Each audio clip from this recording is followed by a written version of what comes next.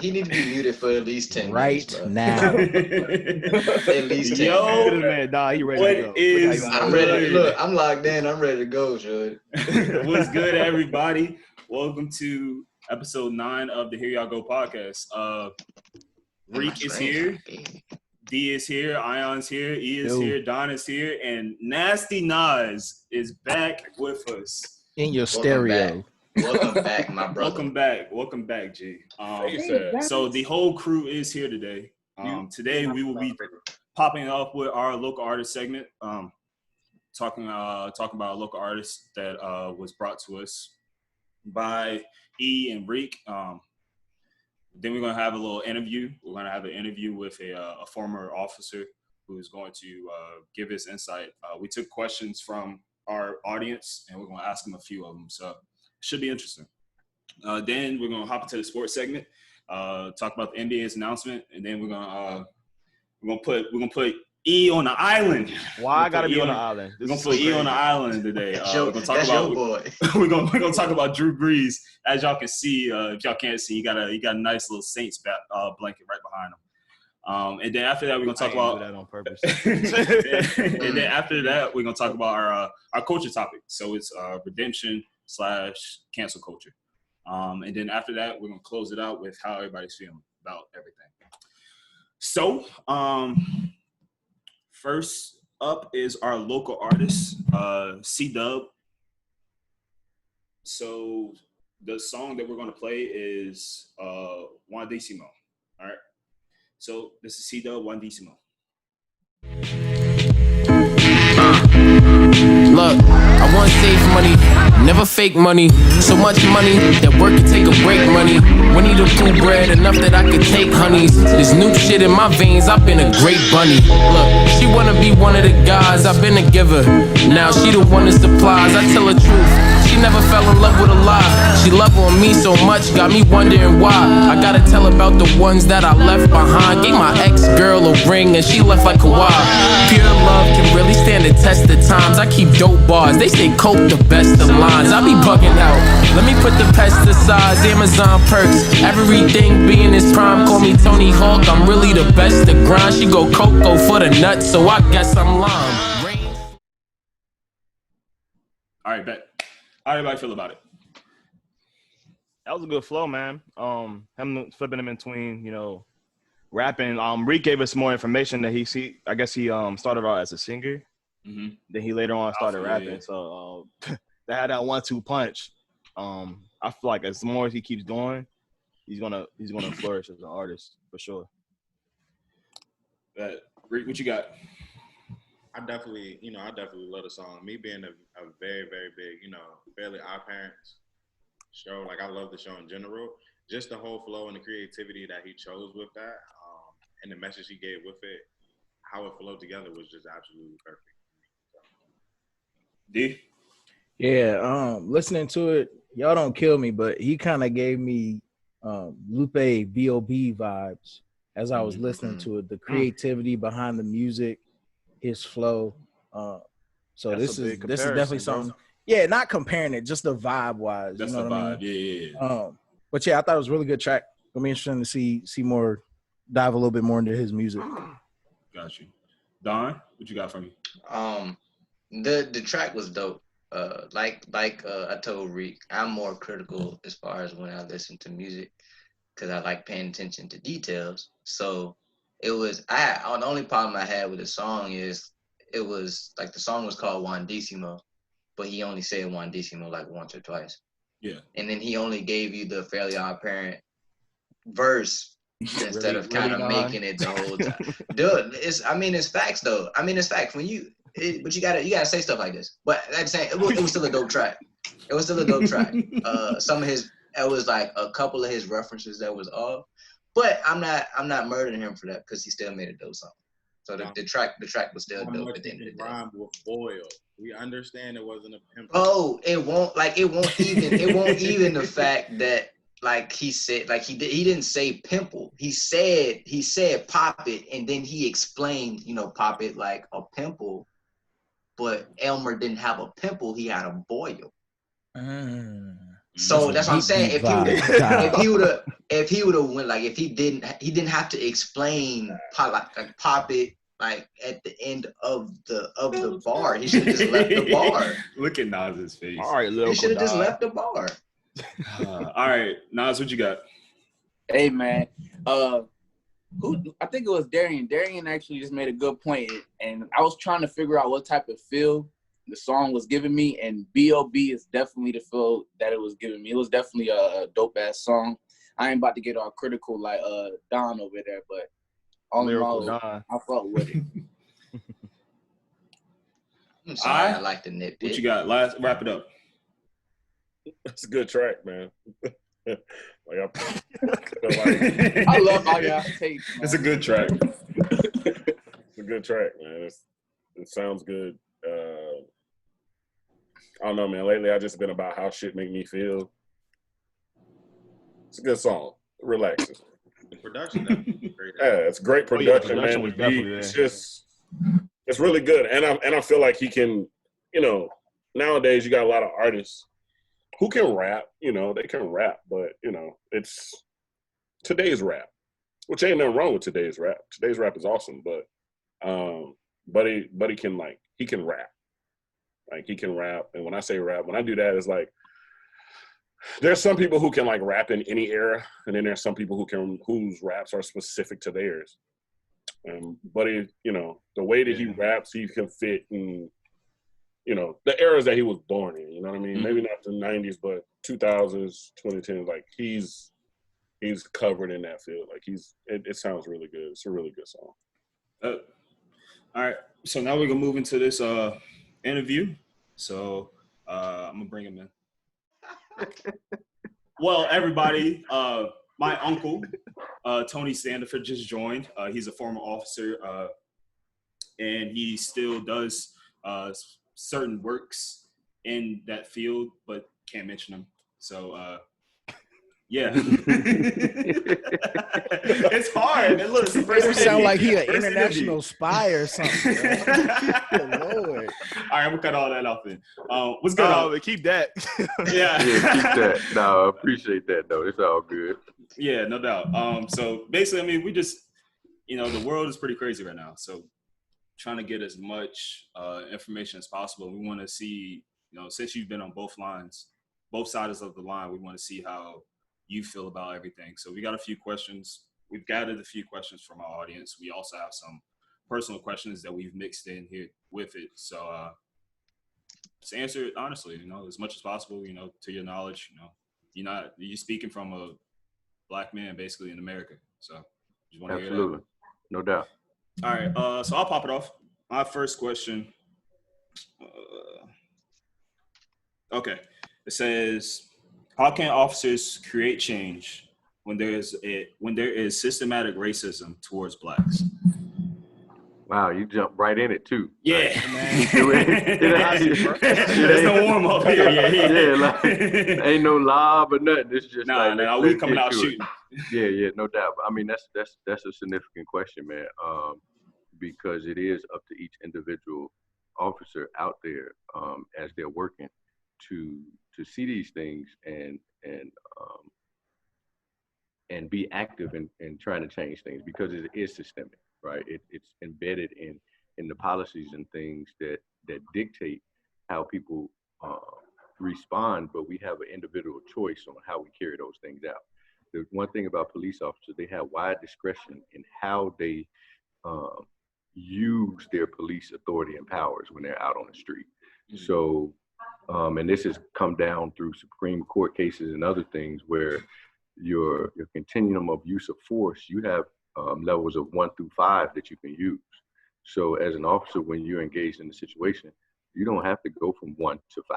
You can go from 1 to 2, you know, and then go from 3 back to 1. You have that latitude to be able to do that. So when these guys are out here perpetrating this brutality and things, that's because they're choosing to do that. That's not how it should be.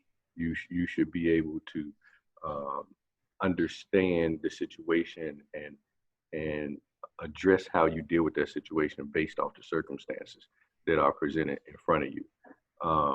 And when you see others that are officers next to you doing those things also, you have a responsibility to step up and say something. And that's missing a lot of times because we hear about this blue wall where there's this wall of silence. They talk about our community about no snitching, but then they won't step up and snitch on each other and hold each other accountable. So, you know, that's a lot of individual responsibility. And as Black officers, once again, we're in a minority situation. As in every situation, if you're a Black officer out there, typically you're going to be one of very few Black officers in your department. And so your personal feelings are oftentimes and how you see things are going to be paired up against some significant opposition. And so having the strength to stand up to those things or acknowledge when things are not right, it's going to take some individual strength to be able to do that. And it's not easy. It's really not. Appreciate it. Reed, go ahead. Did you feel like you had, as your current position, first of all, I also want to say thank you to all of the fans and supporters who submitted questions to us. Thank you. I also want to thank you for being here, sir. Greatly appreciate it. My question is, did you feel like you had to hold yourself to a higher standard by being an African-American officer? Oh yeah, all the time. And that's in a couple of different perspectives. So the first piece is as Blacks in this country, we often have to work 5 to 10 times harder than our white counterparts to get a part of the same type of acknowledgement that they do, right? So that's something that we understand, and it's unfair, but that's the reality that we've all dealt with. So from that perspective, absolutely, no question. But then there's another aspect too, being a Black officer and operating in environments where the majority of people you come into oftentimes are Black. There's another layer of responsibility that comes there to try to be that mediator, to try to be that person that can offer another level of understanding and hope in some of these situations. I can speak specifically during my time as a probation and parole officer. You know, 85% of the people that were on probation and parole were African American. And so at the time, I was the only Black male officer in the city that I worked in. So that came with a lot of responsibility that I didn't understand when I first started, but I started to recognize it as time went on.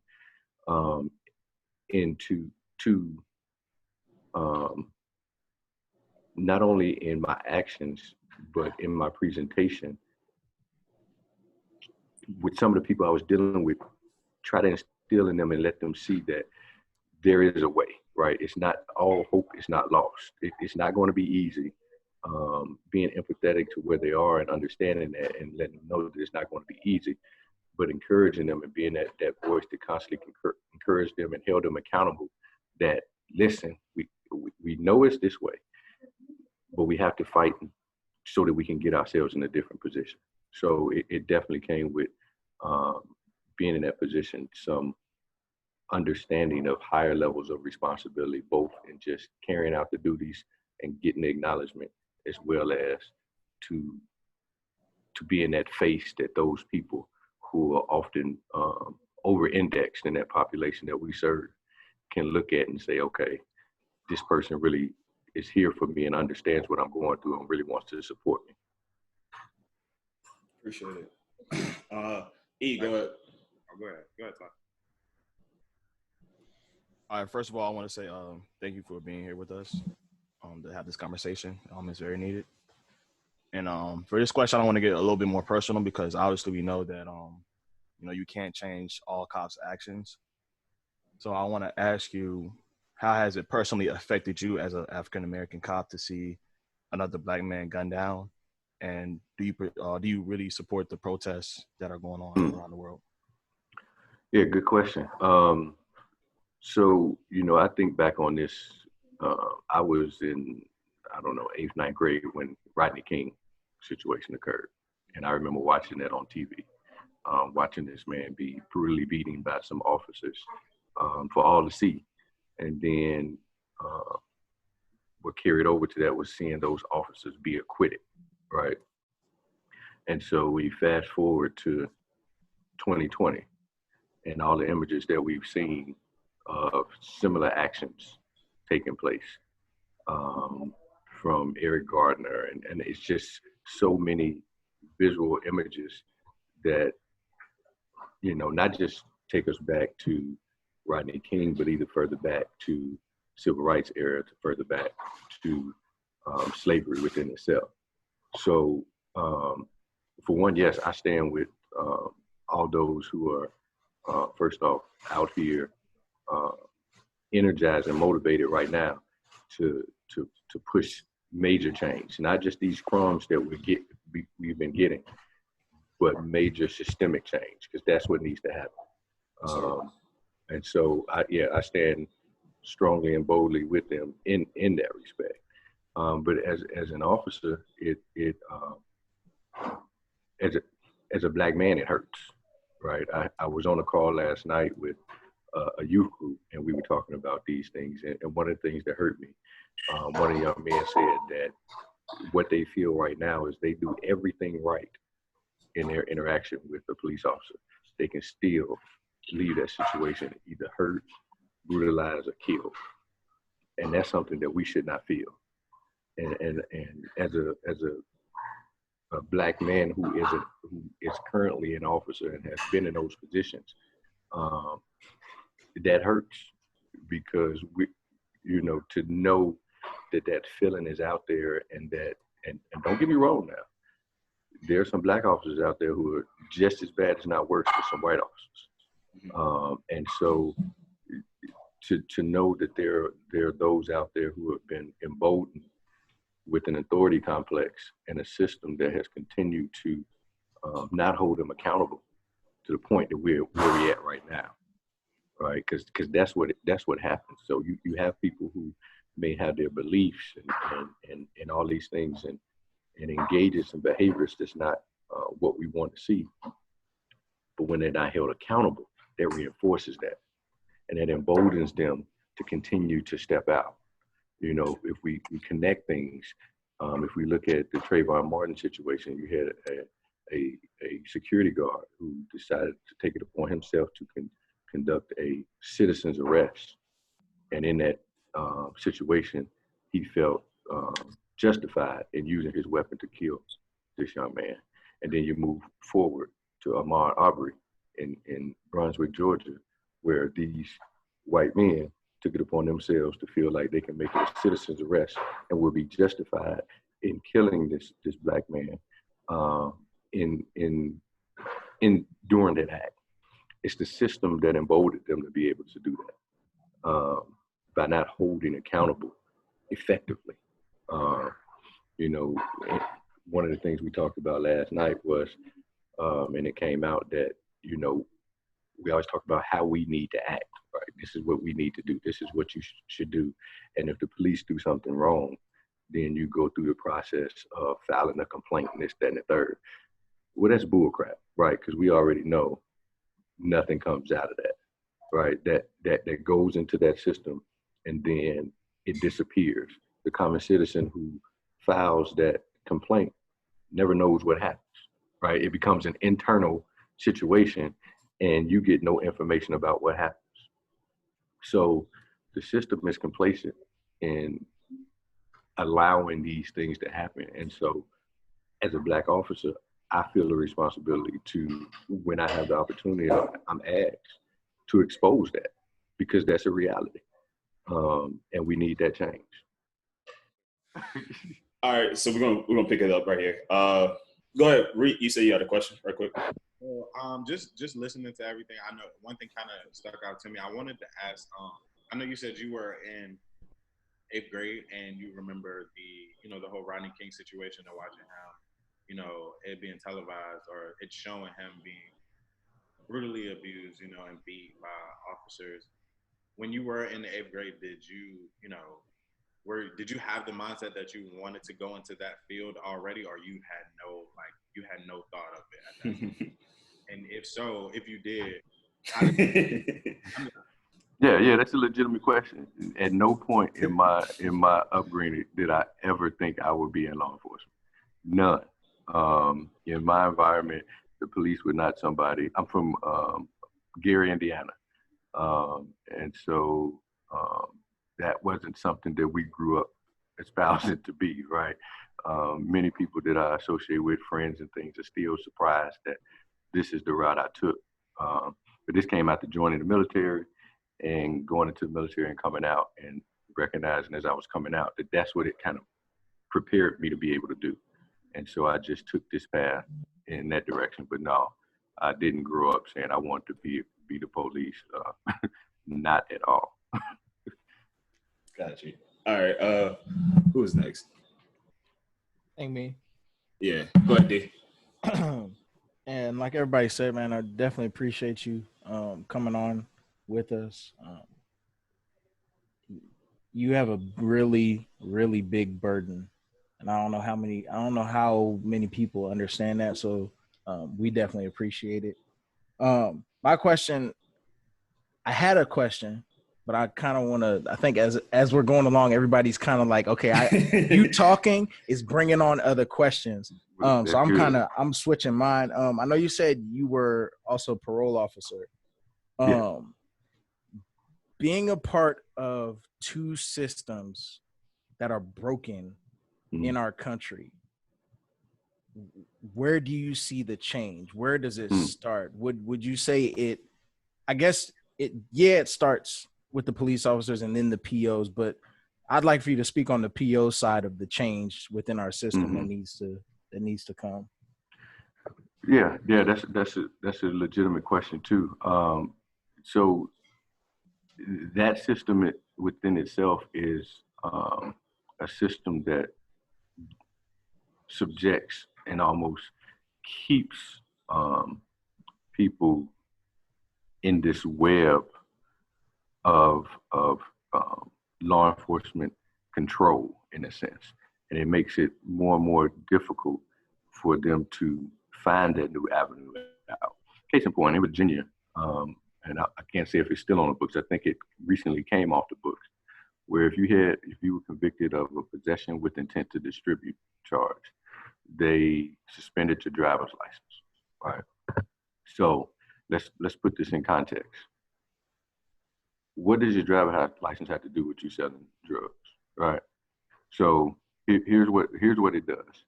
So whether you went to prison or you didn't, you just got probation and parole. They suspend your driver's license. They put you on probation and parole. Now they tell you, get a job, come see your probation officer, maybe go attend these classes, go here, do this, do that, do this. How you gonna get there? What you gonna do? So what ends up happening is, in the struggle of trying to accomplish these things, for some that are trying to do those, they at some point may find themselves behind the wheel of a car driving or doing something like that, right? And then as soon as they get pulled over, now they're in violation of their probation, right? So, and it's a new charge, right? So if you're convicted of driving on suspended, now this is a new charge, which not only now do you have to deal with that new charge of driving on suspended, now you have to deal with the outcome of a probation violation, which can potentially send you back to prison for the time that you had remaining. How is that helping somebody, who is trying to get their lives back in order? It's actually putting them in a situation where you're more than likely going to find yourself back into a system of some type of control of the system. So in that change, we have all those policies. This everything that happens is based off laws and policies, right? So what we have to fight is the change in those policies. We have to, and you all of age now and understanding and being able to be a part of the process of electing the leaders, those government leaders who are policymakers, and holding them accountable and saying, we want to see these things change. Why is this in here like this? And holding those people accountable to doing those things, because that's where it has to change.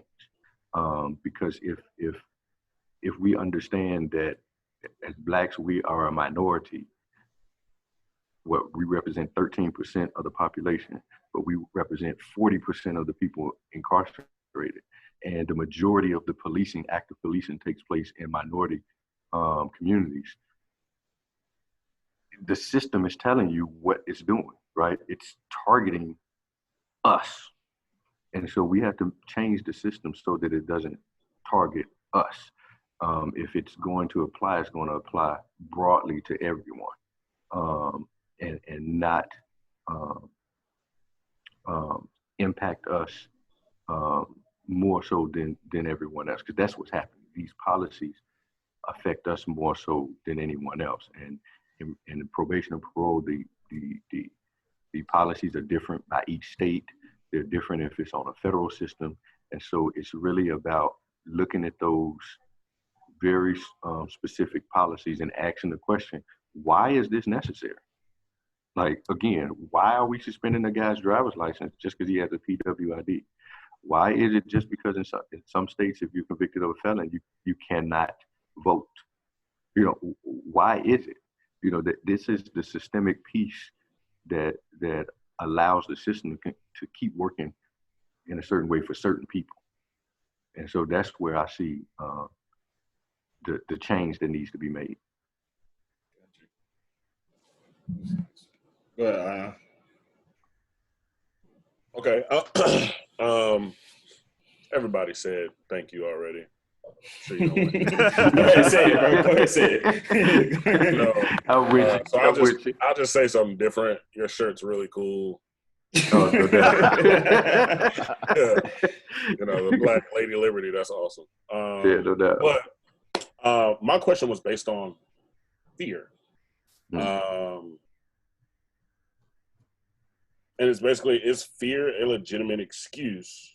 And the only reason I ask that is because fear is such a subjective emotion. And I think Chris Rock said it. It's like, being a police officer is a job where you can't have any bad apples. You know, the plane it's thing. just like, like pilots.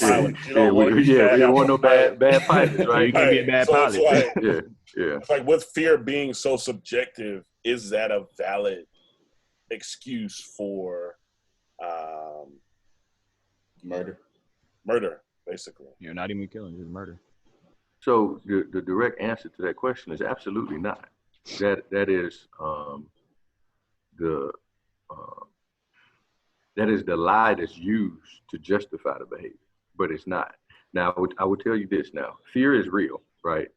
And the job that often police officers have to do, having fear is understandable. So if you think about it, oftentimes police officers who are out on patrol and things of that nature, they are patrolling the area typically possibly by themselves. And so if they initiate a traffic stop or something like that, the only thing they know about that person or that vehicle, because they don't even know anything about that person, the only thing they know about that vehicle is what comes back on the license plate. And so now you have to go and engage the person that's actually in that vehicle. Right? I don't know anything about this person, right? It could be one of you all vehicles somebody else driving. And so you're going into this. Fear is your friend because it's going to heighten your senses and keep you aware of what's going on. So that's understandable. But fear does not justify brutality. Fear does not justify miscarriages of justice. It does not. And so when you hear this, and I'll tell you this, when you hear fear, when you hear from law enforcement officers that they fear for their lives, that has been ingrained in their understanding that is the way to get off, right?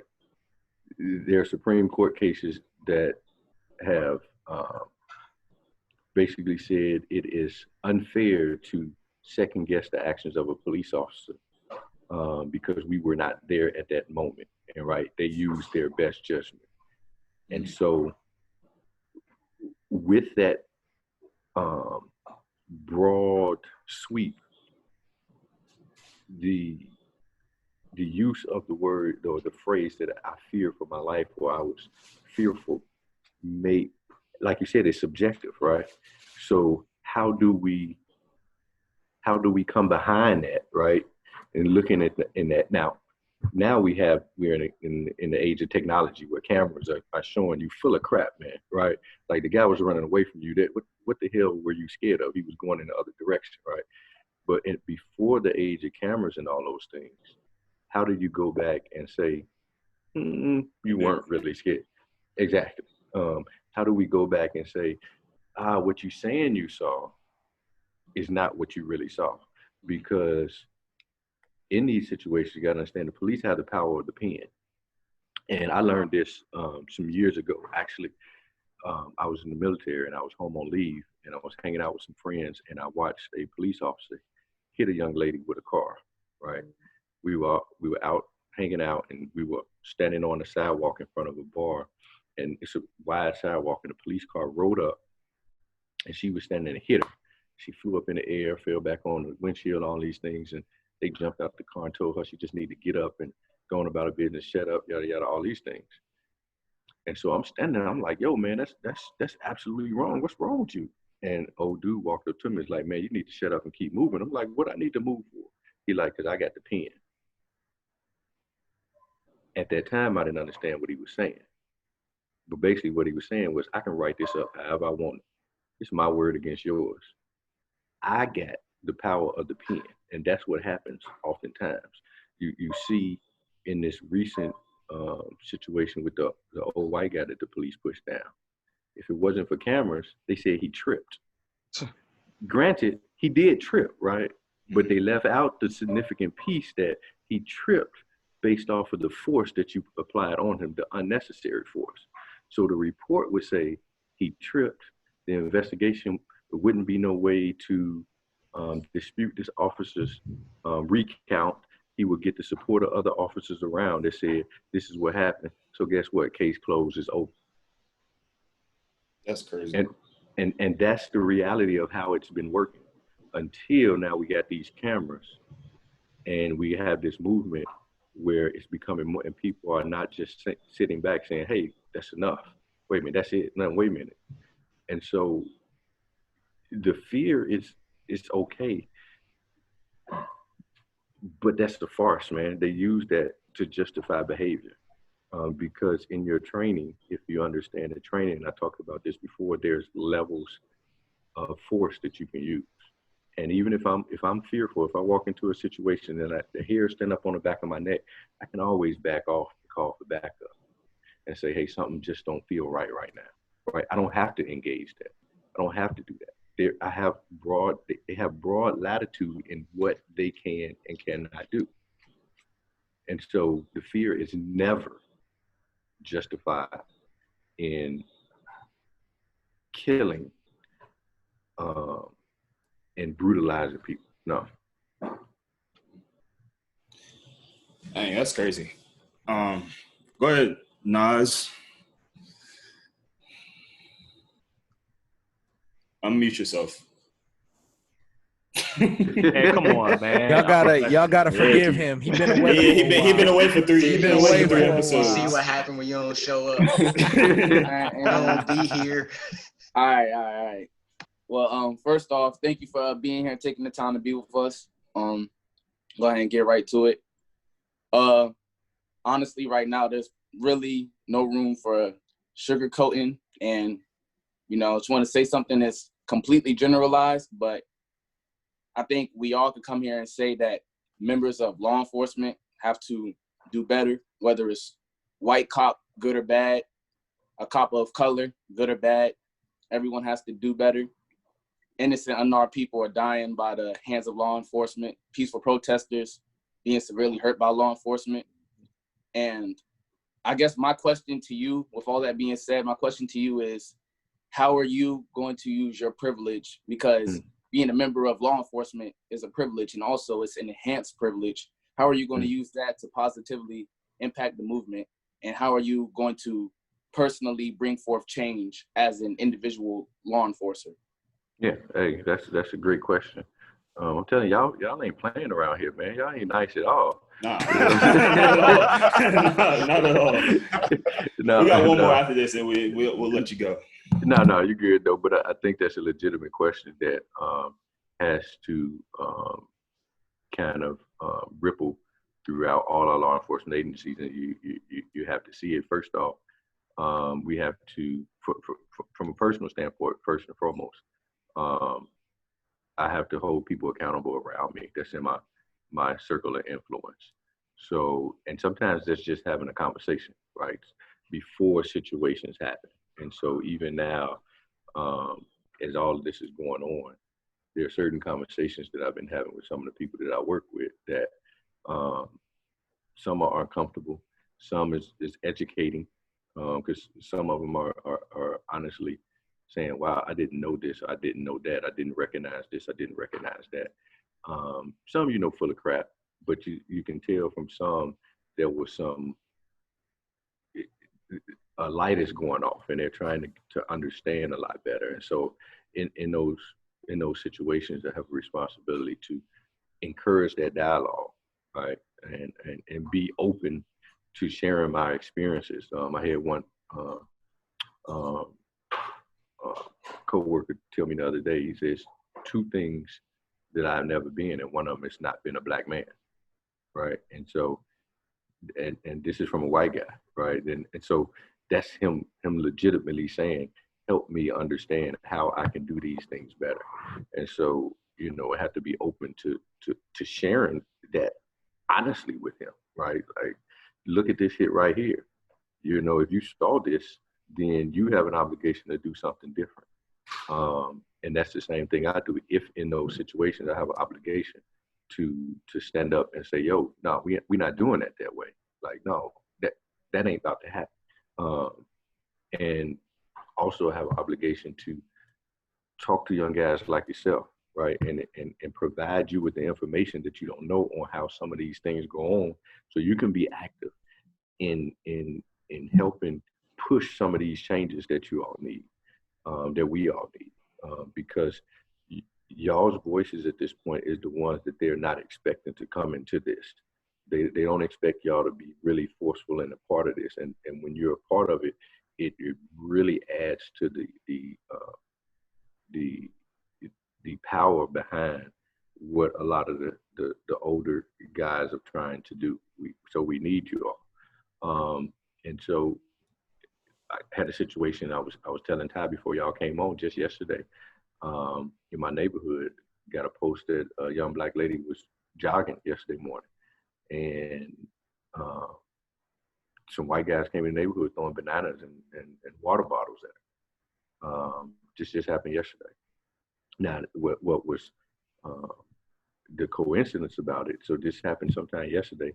Yesterday morning, I had planned just a walk in my neighborhood for members to come out and just we walked through the neighborhood in solidarity with what's going on. We didn't have to do protests with banners. If they wanted to, they could, but it was just our way of saying, hey, we recognize what's going on. So this happened that same day, a couple of hours later. And so I've been trying to find out now what apparently happened was a white couple was out there and saw it, and they intervened and tried to help her, and the car got away. But, I've been active in trying to reach out to that young lady and posting more messages on our community board about the issue and holding the white people accountable. Like, people on there saying, oh, that's awful, this, that, and the third. I say, well, that's good, thank you, but that ain't enough. That's not enough. We just don't want to hear you saying, oh, that's awful. You need to get active, right? You need to either speak out, you need to donate some money to an organization that you trust that is doing something towards this. You need to hold the people around you accountable. You need to be active. It's just not enough. So in both, my professional and my personal life, those are my responsibilities all the way around, to speak out, be active, inform others, like help you all understand what's going on so you got a better understanding, all those things. Appreciate it. All right, Don, come on. Well, off the top of the dome, well. he had to change his question. He had to change his question twice, so that's why he last. Yeah, so it's fine. Like you've done a great job, explaining, especially the questions that I would have originally asked. Once again, thank you for being here. It's been a pleasure for all of us to be able to get some insight from not just the African American male, but also an African American officer. Because we know you guys are the minority in your department, and it's really extremely hard and frustrating with you guys dealing with everything that's been going on, because you also get backlash for this. So now for my question would be, do one from your own personal experiences, have you ever had to step in when a counterpart of yours was being, like, you felt was being out of line? And how is that backlash to the other officers in your department or others officers' view towards you when you feel like somebody is not doing their job how they should be? Yeah, great question. And fortunately, I never had to actually step in between. There was a time, one time where a situation, I've also worked at local jails. I was for a brief period where some officers instigated some situations within the jail, and I felt like it got out of hand. And so, and this was years ago, but I can just remember what I did at that point in time was make sure the other people were safe, right? And kind of calm the overall situation down. And then I refused to kind of sign a report the way they wrote it up. And so, because they wrote it up and wanted me to sign, and I was like, this ain't what happened. And so I refused to write that up. As a police officer, when I was a police officer, there were a couple of people that I used to hate hearing their name getting ready to respond to a situation because I knew they were agitators. So in those situations, I would try to, if there was something, try to hurry up and get it done before that person got there. Because, and again, this don't have to be a white person. I mean, it's some black guys who it's like, man, look, no, because all you're gonna do is come over here and agitate something because you got this superiority complex. I mean, y'all know some of these cats, man. You went to high school with them. They got no respect in high school. They were nobody liked them, and then they get out here, they get a little authority. Now they finna take it out on everybody. Now they want to walk around like and that happens for real. Like, that is real life. And they get out here now, they got all this badged up authority, and they tough. Like, VMI. It's basically VMI. Wow. Yeah. You know, I mean, that's real life. And so, you know, each situation, you know, you have to handle it. You know, we all have to find our ways of handling it. But I've been fortunate where I've never had to specifically diffuse those things like that. You know, and that's good. Now, I will say, in some of my recent training, I've been in some training with some people recently, and I can tell that some people were a little, their understanding of how they should handle situations were not where it's supposed to be. Case in point, I was talking to one guy. We was talking about people videotaping. Cameras are, that's the norm now, right? And the situation was, how are you going to handle someone videotaping in a situation? And this guy was like, I'm gonna slap the camera out their hand. And I'm like, yo, dude, no, you can't do that. Like, no, that's, people have the right to do that. And, you know, he had his justification behind it. But what I wanted him to understand, and this is another piece when you're looking at law enforcement in a lot of different realms, it brings in people from a lot of different backgrounds, a lot of different experiences, training. You can be someone who had never had any type of job before and get on a police force, right? Or you can be a person who spent time in the military and been to war and come on a police force. You all end up in the same place at the same time.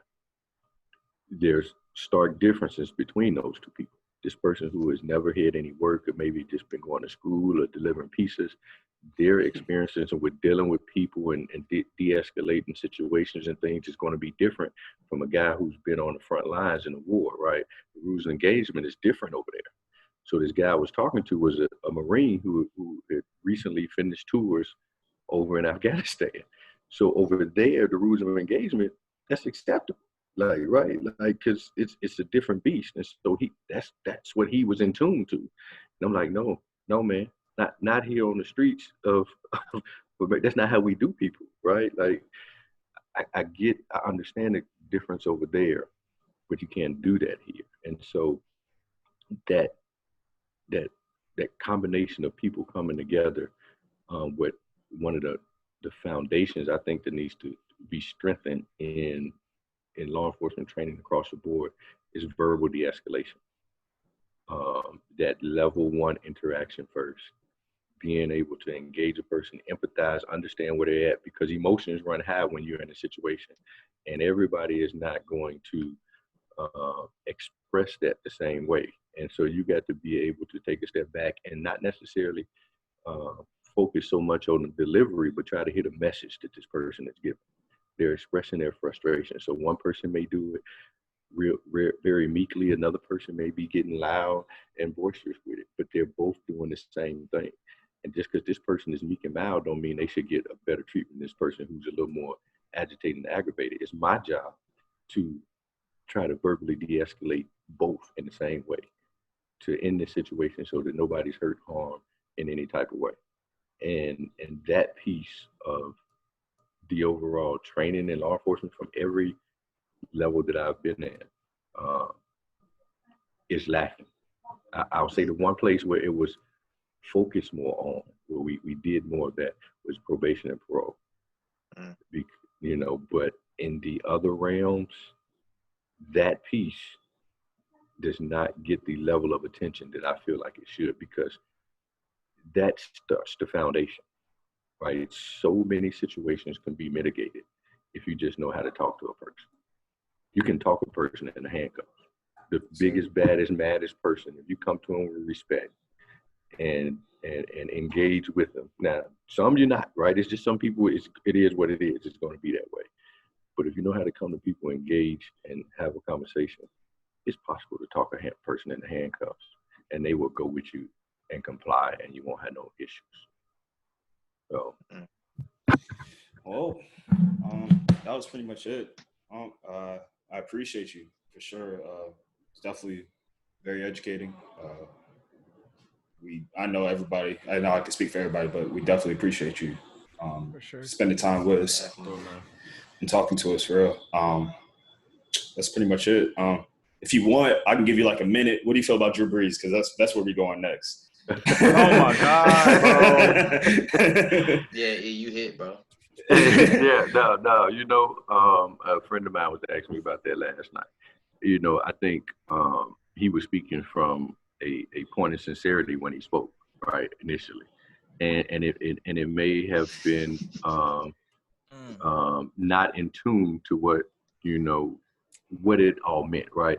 So the reality is, in my opinion, the whole kneeling and disrespecting the flag was a hijacking of those who want to perpetrate a different narrative, right? Because there was never any indication that kneeling was about disrespecting the flag until there was those that was against it needed to find a way to demonize it. Yep. And so that's where the issue came in, right? And so Drew Brees' comment just got caught up all up in that, right? He's talking about the flag. I don't think he really meant it towards the movement, right? I don't think he meant it towards that. But that's where it ended up going. It's his fault. It's his fault for not being more. He didn't read the room. Aware. He didn't read the room. Because I'm a Saints fan, and they've been killing me all week, and I've literally been trying to say this. We gonna get into it. We gonna get into it. No. We gonna get into it. Yeah, we appreciate you. That's his fault, you know. But he learned now, right? He gonna learn today. We appreciate you. Thank you for joining us. Thank you, man. Major thanks. Yeah, no doubt, man. No doubt. All right. Yeah. Y'all fellas keep this up, man. And it's good. It's really refreshing to see y'all at this point. Because I can tell you, when I was at that age, I wasn't doing these things. So young fellas like y'all, man, this is big, and we need this. So y'all keep this up. All right. We'll do. Thank you. Appreciate No it, doubt, man. No doubt. All right, for sure. All right. Y'all have a good one. Yeah. Out of respect for him, I just let him talk. We on his ass. We on his ass. You are hit, my friend. So next, that interview was beautiful, of course. I definitely appreciate him joining us. Yeah, that was my first time ever speaking to a cop, so that was definitely. Damn, E. Hey, Reek. What? I never spoken to a cop before, bro. Like what? Straight up first time, like. All right, so next we're gonna hop into the sports segment. We're gonna try to keep it kind of short. As you just heard, jumping into the Drew Brees' what he said. Said. Let Reek do his breakdown of the NBA first. Oh yeah. Go ahead. Do his little NBA segment. Go ahead, Reek. Give us the announcement. Come on, Stu Scott. Come on, David Aldridge. Yeah, we can hear you. All right, so pretty much, as we all know, the NBA is making their comeback to finish the 2019-2020 season. As most of us are, we're very excited. A couple of us have a few questions with it, but I don't. Rain of sports. I don't give a fuck. I need sports in my life at this point. Korean baseball is not cutting it. You've been watching Korean baseball? Bro. Professional cornhole is not cutting it. Because I watch Get Up in the morning, and I watch the sports talk shows in the morning. You watch what? Get Up. Get Up with Get Up with Mike Greenberg and Get Up in the morning. Don't give them no plug. What's wrong with you? I'm sorry.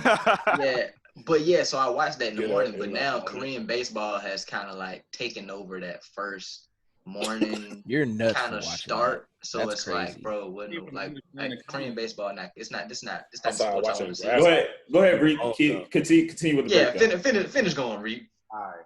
So the NBA pretty much is working on finalizing the season of what they plan on doing. So they have it set to start back July 31st, which is a Friday, of course. With 22 teams coming back, of course, it's supposed to be eight teams from each side, from the East and West. Pretty much going back into it, how they had it lined up and how they were ranked already. So they say the season, 8 seeds returning teams, including the possibility of a play-in tournament for the 8th and final playoff seed. It says, once the 16-team playoffs field is set, the NBA playoffs will proceed a traditional conference-based format, which is the same as we always know it. Everything will be played in Orlando, I believe. In Florida, they have everything set to be out there for everything, which is kind of questioning because you're keeping everybody so close knit. That's practice, that's games, and living statuses as of right now. They also have it said that the draft lottery will be rescheduled to August 25th, and then the draft should be held October 15th for the 2020 and 2021 season. So, regular season for next year is supposed to start December 1st. Yeah. Interesting. That's All crazy. right. Okay. I see the problem. It's a lot shifting. Yeah, it's a lot. They should have just canceled it. I thought they just canceled it. Just let it rock. That's how y'all feel? That's too much movement. Yeah, I mean, but the money is going to take over. Yeah, ain't no canceling that. Stop. Ain't no Brian need a championship. Yeah, get Brian his ring. It's gonna be the weirdest ring ever. It's gonna be the weirdest ring ever. Hey, but the crazy part is nobody said nothing about when the NBA did the whole lockout and the Spurs won the championship that year. Oh, and dang, I forgot. That whole year was cut to 50-some games. Okay, so real quick, Ty, who you got winning it? I want the Lakers to win. I can care less about anything else. I want the Lakers to win. D. Lakers in 4. Yeah, I'd like to see the Lakers get it this year. Don. Bron, sorry. Bron deserves another championship. All right, you'll have to ask Ion. You better not. Legoat. I would like to see the New York Knicks, but since they the suck, hell outta I here. know he did not just mention. Get him out of here now. Hey, look, hey, mute button. Yeah. For the rest of the episode, goodness gracious. No, you're toast. You're done. Hey, he tried to talk. He tried to talk too. you asked who I would like to see win. Not The who Knicks is ain't gonna been win. the Knicks ain't been Let's be good realistic. since the 70s.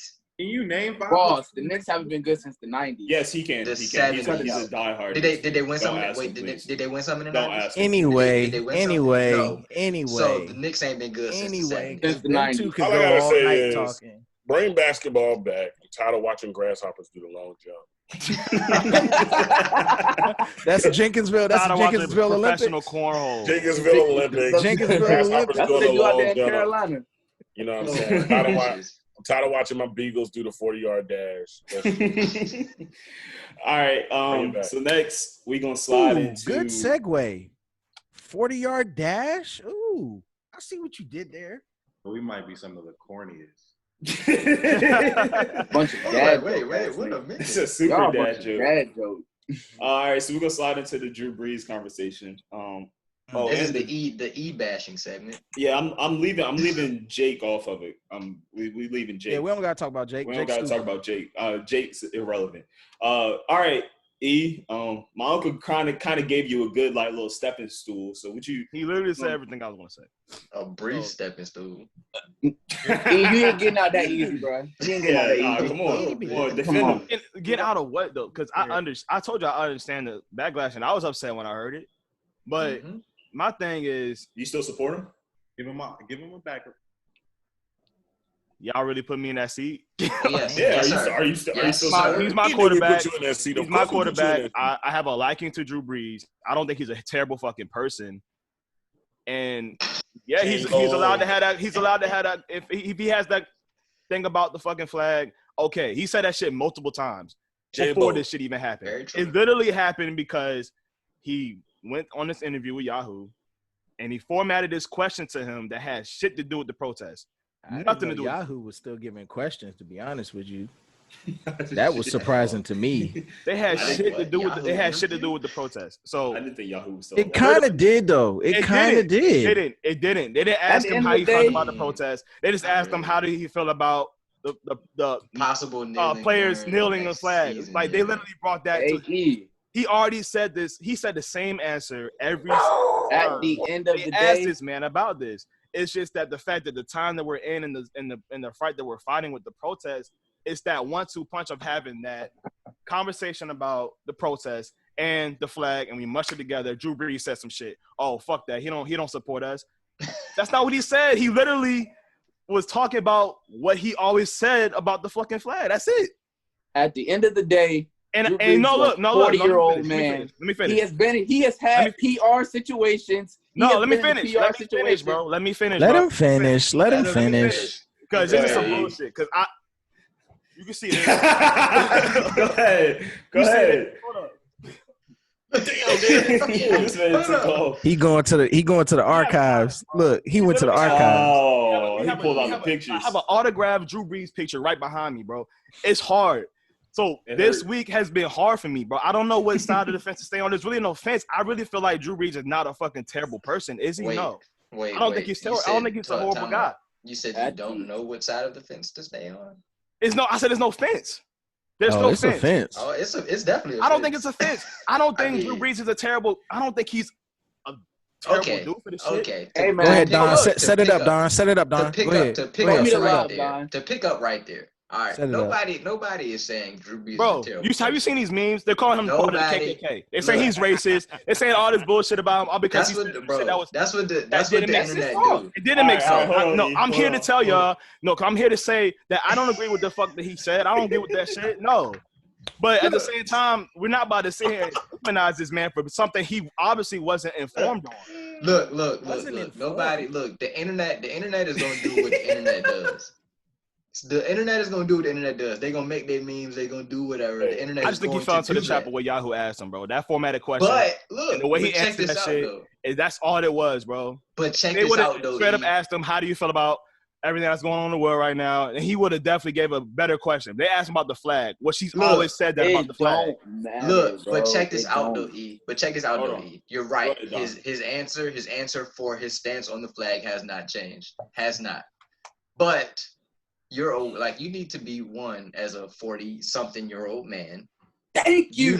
You know the light of America. You're not cut off from the world. You're Drew freaking Brees, bro. Every athlete. He's who? He's who? He is Drew freaking Brees. And it don't even bro. So it's not like you don't know what's going on. You know everything that's going on in the world. Like, you're not cut off from the world. Your status doesn't allow you to be cut off from the world. So you know what's going on. And that answer alone, saying that kneeling or doing anything during the national anthem is disrespect, everybody already knows that wasn't the purpose of kneeling during the flag in the first place. If you didn't know that back when it happened in 2017, it's 2020 now. In 2017, when they first did it, in 2020, in 3 years, you didn't care to realize or care to get enlightened that kneeling during the national anthem was never about disrespecting the flag. 3 years, E? 365 days times 3? Look. Times 3? And you're telling me your answer. He didn't know the math. But you're telling me. I ain't feel like doing it. You know the math. But I'm saying within 3 years, you're telling me that you did not ever realize that that's not what about kneeling during the national anthem was. So that's why your answer for how do you feel about how players are going to protest during the next season about kneeling during the national anthem, and then you go out your mouth to say something about disrespecting the flag. Isn't that what what's 45 name that brought us in the White House? Ain't that what he switched the narrative to? We not saying his name. We not saying the bruh that's in the White House. 45. Yeah. Don't say bruh. Don't say bruh. He ain't no bruh. He's a bruh. He's a bruh. So bruh. That's your answer though. Like that's. I'm not saying he a bad person. No, like, I'm not saying he a bad person, but that's your answer. It's a conversation. Go ahead, Nas. Go ahead, Nas. No, like I said, I get the shit. I was upset when I was, bro. You know how it hurt me. I was on a beach decompressing. We know. I was trying to hurt. decompress. This ain't about you. This ain't about you right now. Go ahead, Nas. Go ahead, Nas. Get it. Hey, man, listen. Off of what Don was saying, first of all, like he said, Drew Brees is a 40-year-old man. He has been dealing with NFL media. He's been dealing with media for years and years and years. Read the freaking room. He could have easily said, "Oh, it's not about the flag right now. It's about what's going on in America with police brutality." He could have articulated a response to them that had nothing to do with kneeling. He could have easily threw that back in their face and said, "No, this is about police brutality and what they're doing," without even having to adjust his point on the flag. He's a grown man. Hold on, Reek. No, Ion, please take this right here. Drew Brees is a 40-year-old rich white man. I don't need him speaking for my people or none of that. If he was asked that question, he didn't have to mention the flag. He didn't have to go into detail about what was going on. All Buddy had to do was say, "I support my teammate." I'm next. Throw me. Throw to me. Go. I'm in the corner. You're in the corner. Oh. Here's my problem. I love Drew Brees. Like, that's the homie. Great dude. Great quarterback, Hall of Famer, sure. Scrap all that. You mentioned your father and grandfather fought in the military. Fuck that. That don't mean shit. You know why? My grandfather told me stories of coming back from Korea. Vietnam War. Coming back from Korea. Coming to a country that didn't give a fuck about him. And not getting the support. But you want to mention your grandfather and father? Get on my face, dog. Come on, like, dog. at that point, it's not even about your opinion. Like, cool, Breeze. We know your opinion. Like you said, he has stated his opinion 3 years ago. 3 years ago. Cool. Don't come out after you fuck up talking about, I've learned. Fuck that. I want to be a leader in the movement. Yeah, fuck that. It was a day. Your man said, I want to be a leader in the movement. Get out the fucking way. Get out the fucking way. That's what he said, E. That's what Drew Brees said. Those words came out of his mouth.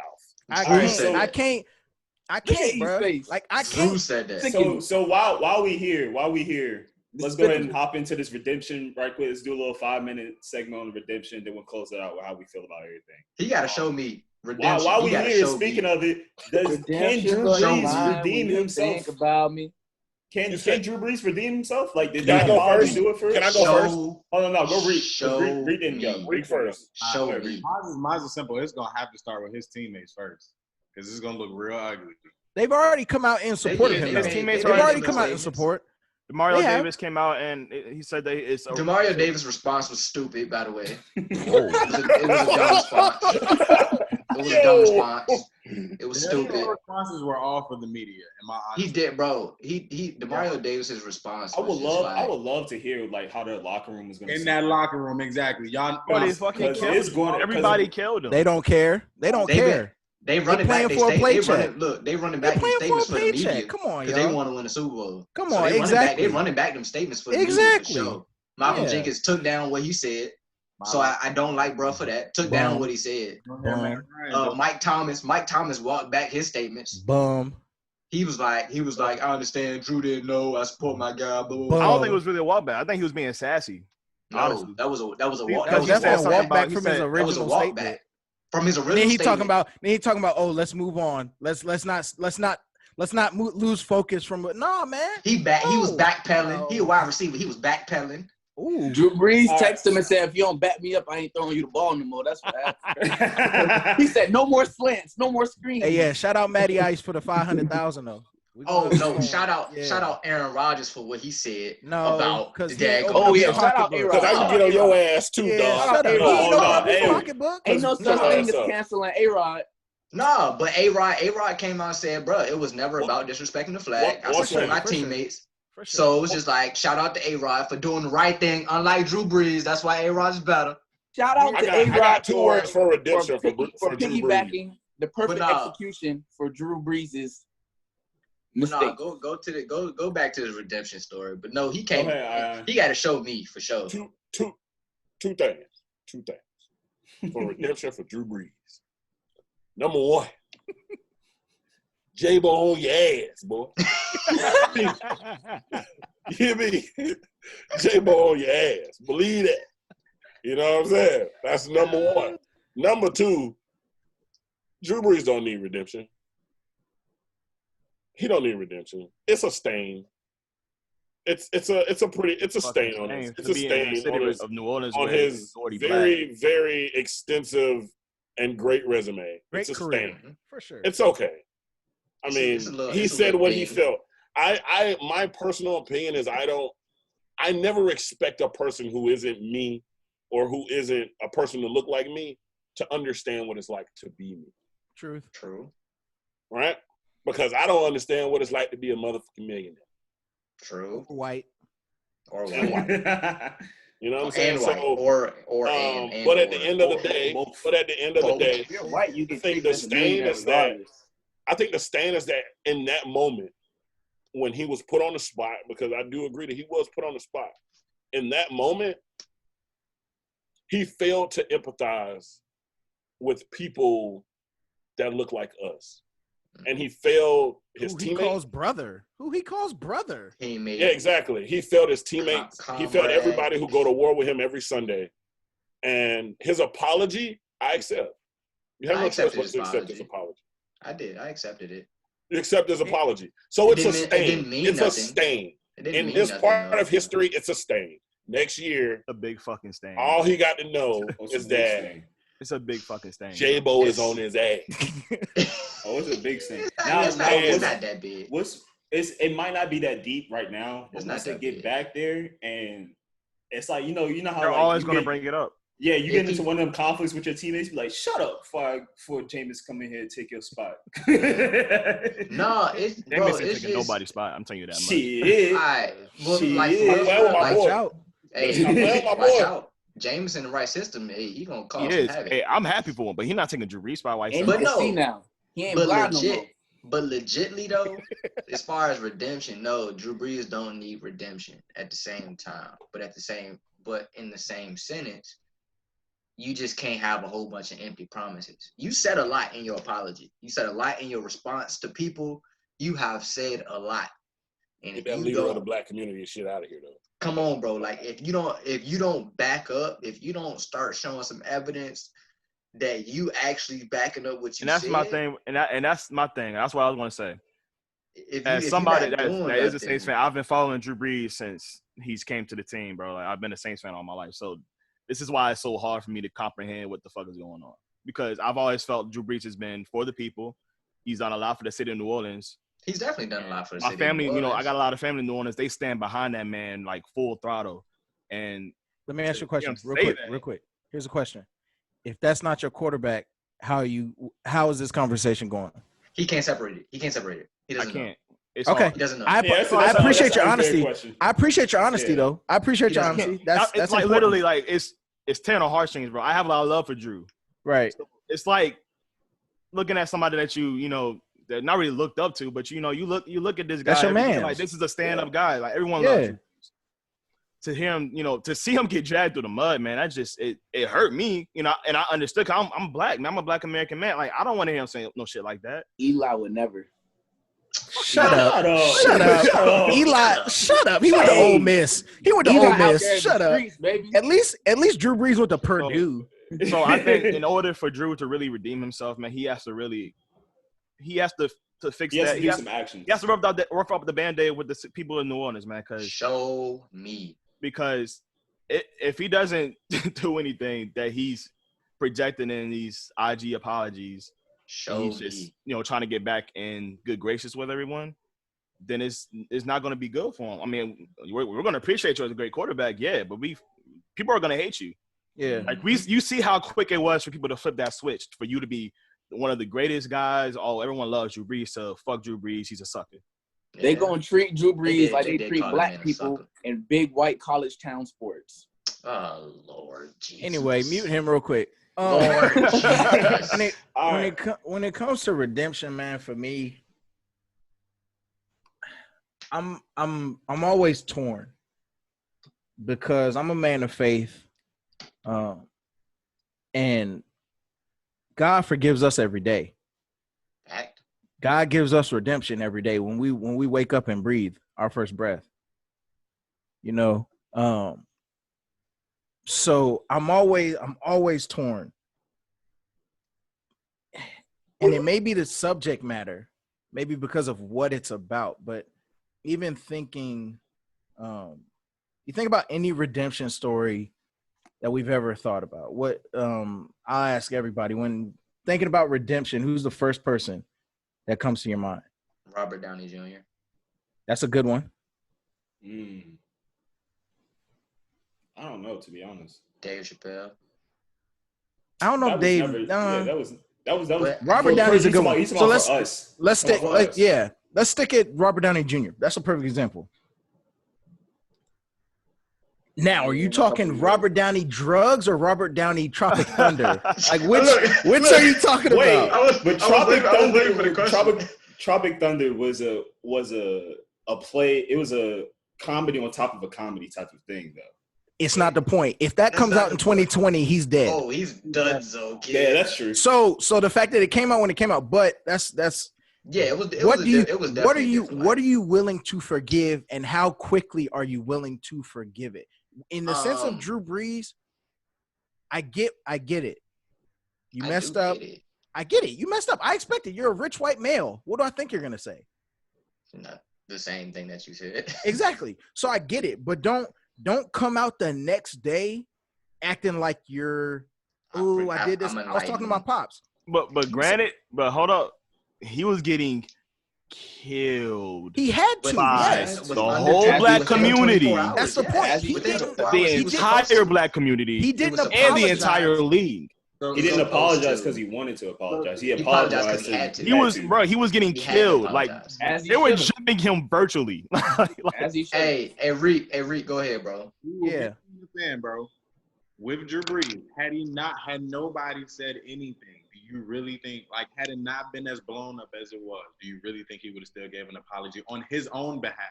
No, because I don't think. I honestly don't think he would have. He probably did. I really, as old as this man is, I don't think he understood the severity of what the fuck he said. He didn't do it in somebody 2017. Said it. No, he didn't do it in 2017. So why would he have to do it in 2020? Unless everything was going on. He didn't apologize for his comments. The radar then. wasn't on him at the time. He didn't apologize for his comments then. So why would he have apologized for his comments now? Because nobody paid attention. If he didn't get all the backlash, nobody paid attention to what he said. So like nobody paid it no mind. Because it was another person that said he was disrespecting the flag, swoop into the rug. That's what I'm saying. Now pairing that with everything that's going on right now, he still shouldn't have addressed it. Regardless, he shouldn't have addressed it. Quick question. Then we'll slide on to the closing. I'll let somebody answer. So how does everybody feel about the NFL now supporting the Black Lives Matter movement when they could have supported it? Just as phony as Drew Brees. That's exactly where I'm looking at it as, because it's like they didn't say anything until after that video came out. Where they, but this is the thing. Yeah, that's the thing. Like Colin Kaepernick tried to do this. I'm talking to the players, the coaches, the owners, all of them, everybody that's who didn't stand with him. Anybody step up with nothing when Colin Kaepernick was going through this. Now everybody wants to do it because it's a trend. And Jerry Jones want to come out. But they did admit in their statement, they said that we didn't listen to the black community. They said we didn't listen to the black community. I don't want to hear that. But are they bringing light to saying like, oh, we never gave a fuck? But you want to know why? Why? Because their paycheck ain't getting cut for it. That's why everybody is doing what they're doing right now. They know that they not finna get serious backlash because the light of the world right now, the world is burning. White people are starting to take notice because the world is burning. So this is a perfect time for NFL to get on board, come out to say they were wrong from jump. They knew they was wrong when they blackballed the man out the league. They knew they were wrong for that. They knew that they were wrong. But now it sounds better to say, oh no, we were wrong. It sounds worse. It's some we're sorry. Blackmail that. No, it sounds better to them to say, oh no, we were wrong. Worse to the black community. We're sorry. He was right. We should have listened. Blah blah blah blah blah blah. But their paycheck isn't gonna. They're not gonna lose their fan base. Nope. They're not gonna lose none of their support. Nope. They're not gonna give a man a job that deserved it. So it's just like that's the reason that they're doing everything right now because the world's on fire. They're just like, okay, let's throw our little bucket of water on the fire and save face, and that's us doing our part. And then they can go back and say, look, we said so and so during the darkest time of the world, and so we're good, we're straight. All right, go ahead, wrap it up, and then we'll hop into the closing statements.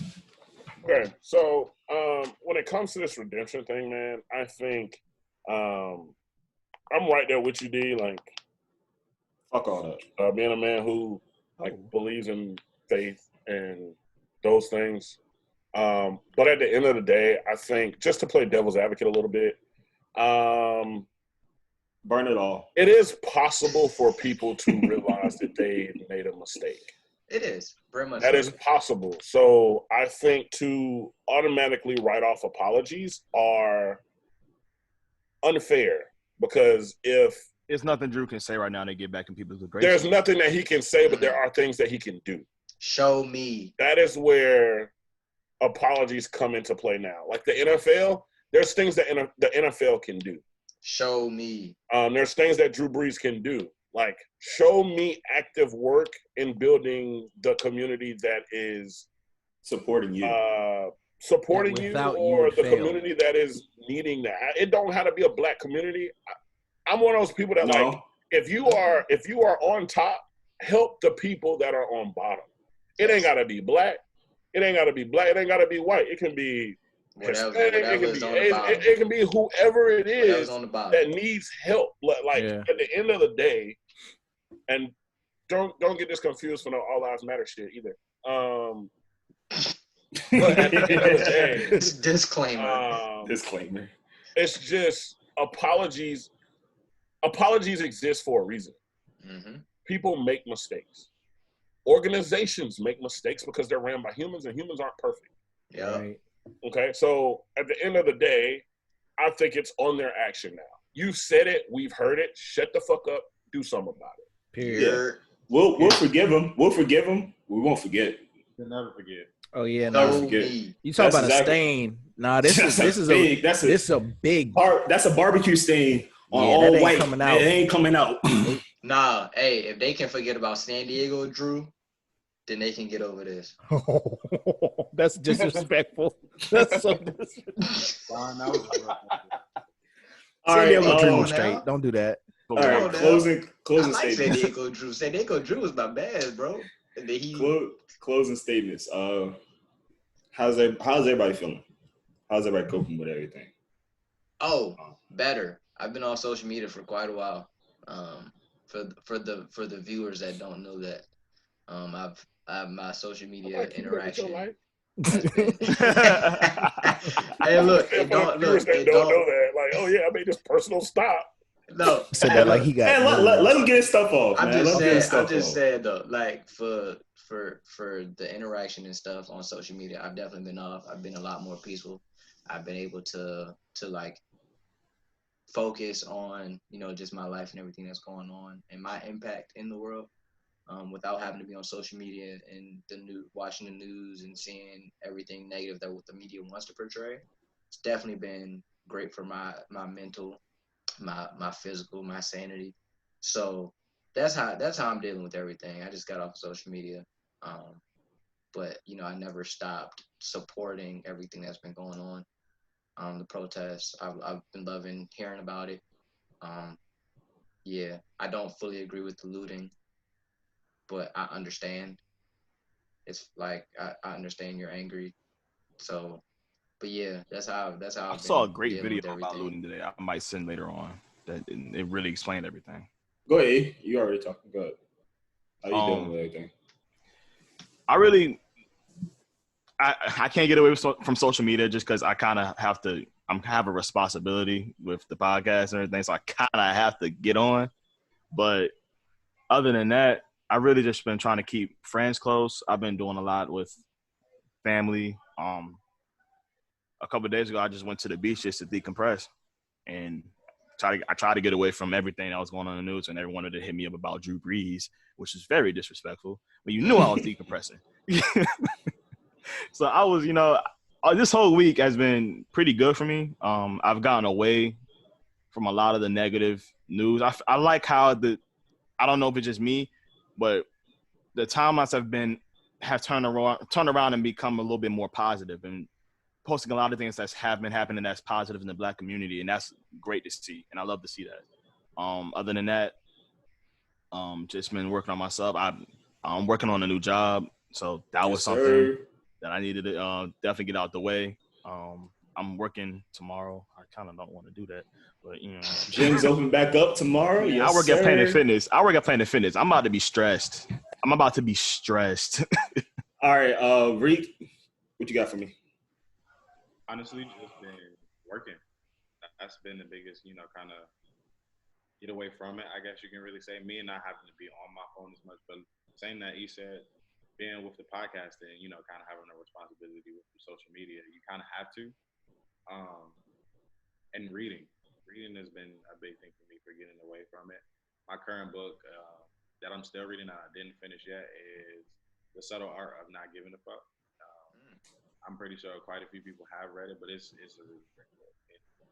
If you haven't, I would give it a read.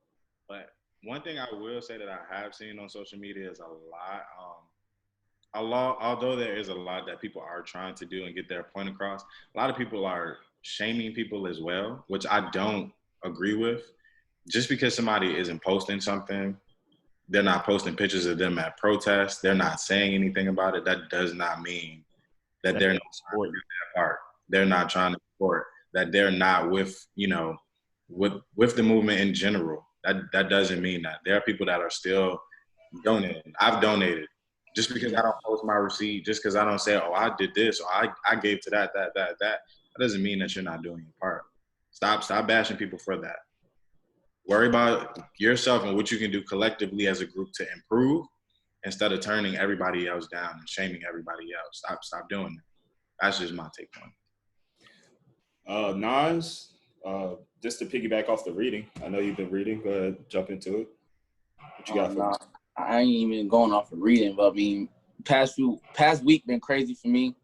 Been out here trying to slay the big Confederate dragon at VMI and shit. So, you know, a lot of just trying to do my small part and, you know, changing what I want to see change, you know.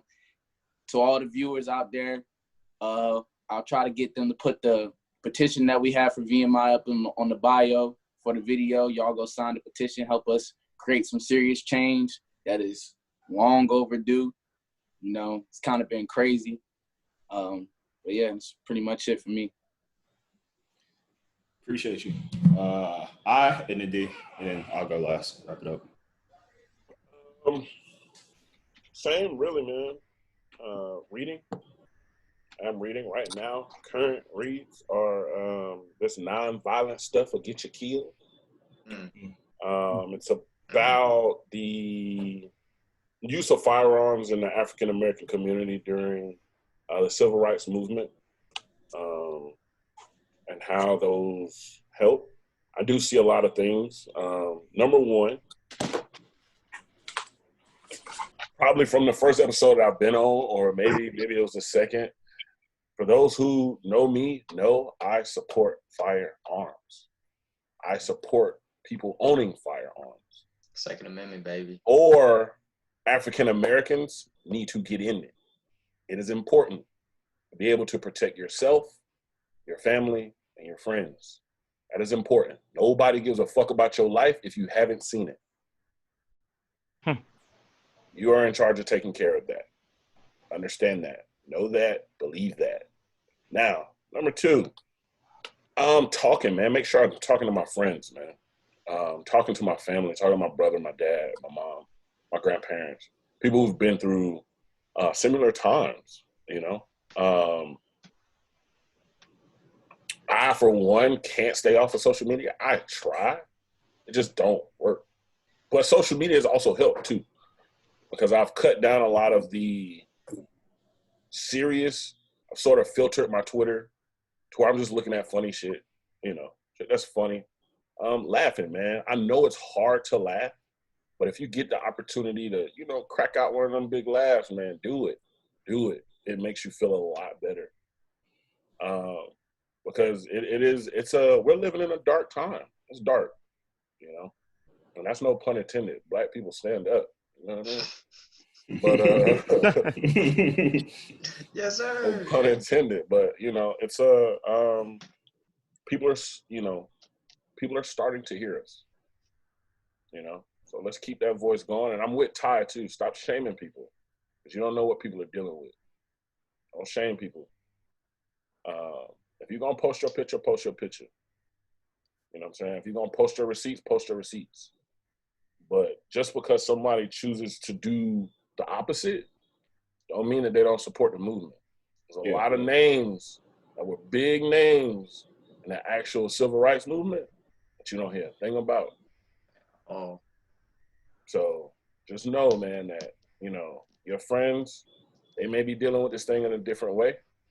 They may be supporting in a different way. That's not a cause for any kind of shaming. But my big message, man, is just, you know, when you see something that makes your heart feel good, makes you want to smile, just because we're in dark times don't mean you don't have to. Smile. Be happy when you can be happy. It'll kind of balance out that heavy feeling that all of us have. You know? That's all. Go ahead, D.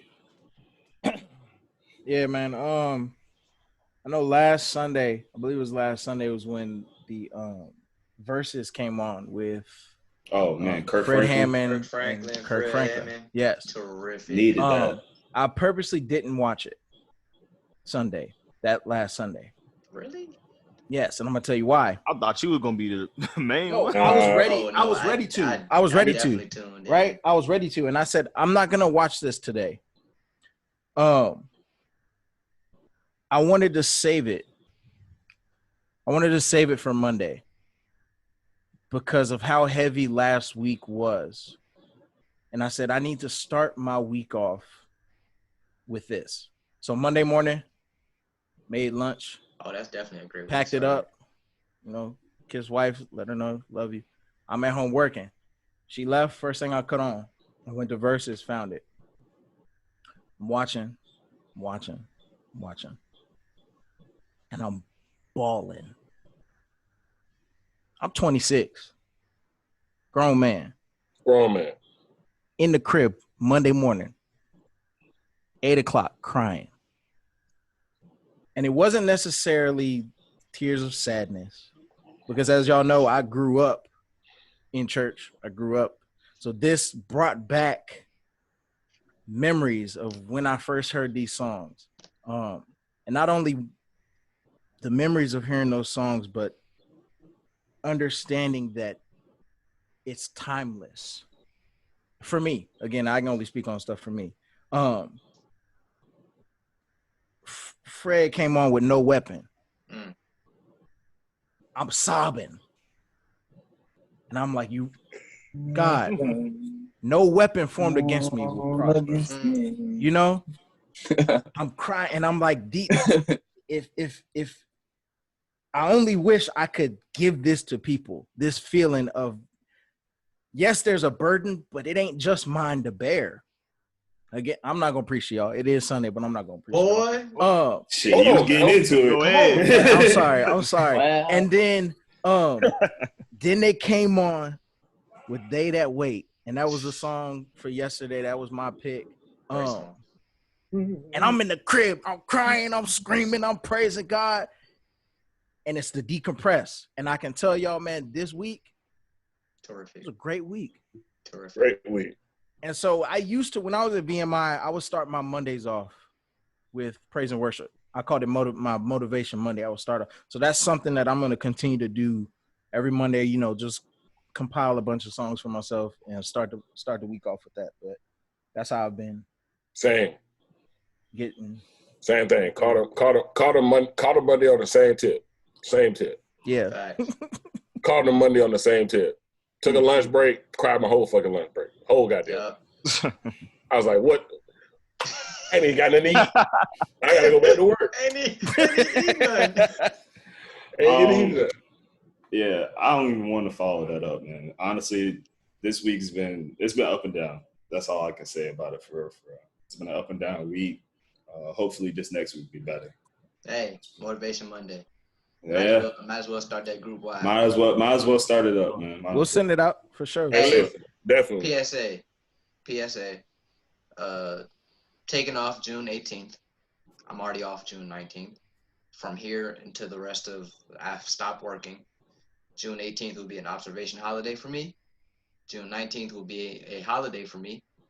From here on out, I should have been doing it my whole work career.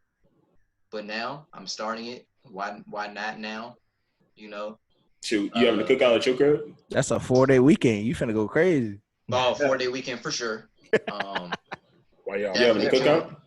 June 19th probably most likely will be hot. I mean, it is what it is.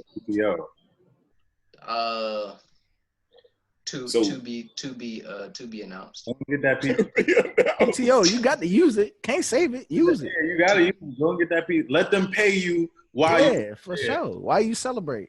And you are absolutely right. So might as well. June 18th observation holiday. June 19th off. Anybody that wants to do the same, go ahead by all means. I'm not telling you what to do. I'm not gonna shame you if you don't, because I'm about that bread too. So if you want to work on June 19th, that is your absolute right. And it's my that Wonder Bread.